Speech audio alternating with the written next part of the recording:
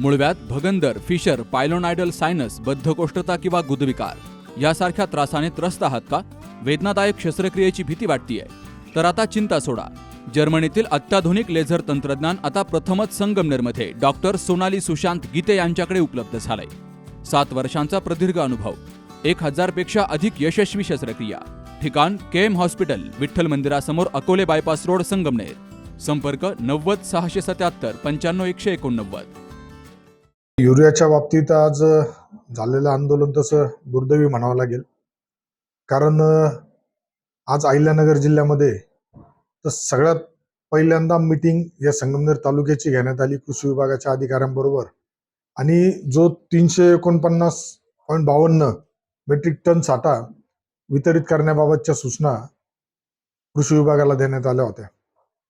त्यामुळं आजचं जे काही आंदोलन झालंय, जे मी काही शेतकऱ्यांकडून माहिती घेतली, तर निश्चितच त्यामध्ये महायुती सरकार म्हणा किंवा कृषी विभागाचा कुठला हलगर्जीपणा नसून हा जी वितरण व्यवस्था आहे त्या वितरण व्यवस्थेचा हलगर्जीपणा आहे असं आपल्याला म्हणावं लागेल. कारण ज्या पद्धतीने आज सकाळी तिथं कृषी विभागाच्या अधिकाऱ्यांकडून मी रोज माहिती घेतोय, कालही मी अपडेट घेतलं होतं, आपल्या संगमनेर तालुक्यासाठी 699 मेट्रिक टनचा युरियाचा साठ्या संदर्भात हे झालेला आहे.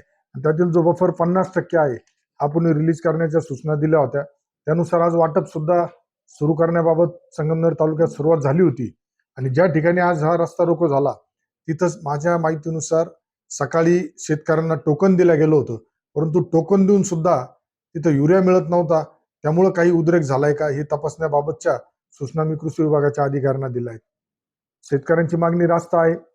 एका गुन्हेमध्ये त्यांची अडचण त्यांनी प्रकट करून दाखवली, परंतु आत्ताच्या परिस्थितीमध्ये ज्या पद्धतीने पाऊस उशिरा झाला, पेरण्या उशिरा झाल्यानंतर जी संगमनेर तालुक्याची गरज होती ही लक्षात घेऊन मी कृषी विभागाला सूचना दिल्या होत्या.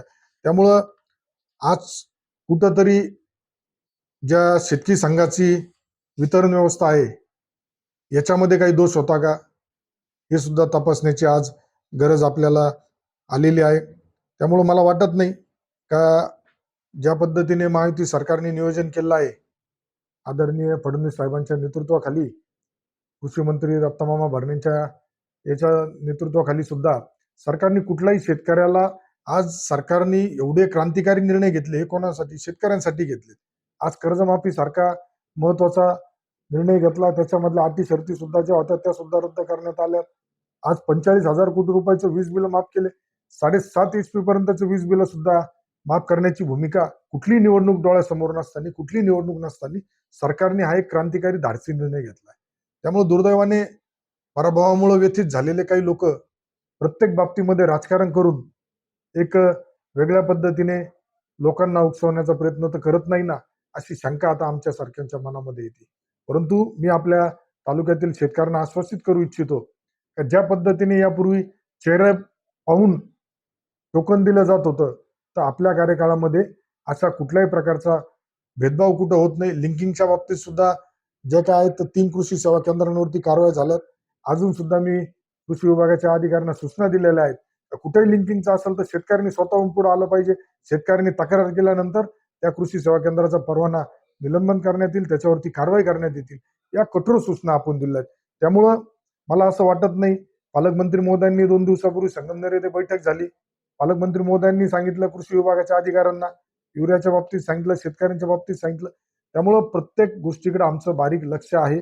अशा कुठल्याही प्रकारे फक्त आता जे महायुती सरकारवर टीका टिप्पणी करताय त्यांनी आपल्या आधिपत्याखाली जो शेतकरी संघ चालतो, या शेतकरी संघामध्ये जी वितरण व्यवस्था आहे ही सुधारण्याबाबतच्या सूचना तिथं दिल्या तर निश्चित आमच्या शेतकऱ्यांना कुठलाही त्रास होणार नाही. शेतकऱ्यांना पहाटे 5 पासून जर शेतकरी तिथं, मी ऐकलं काही पत्रकारांनी मला सांगितलं 5 वाजल्यापासून शेतकरी उभे होते, मग जर 5 वाजल्यापासून तिथं टोकनसाठी उभे होते तर तुम्ही त्यांना युरिया का वाटप केली नाही, हा सुद्धा प्रश्न या निमित्ताने उपस्थित होता.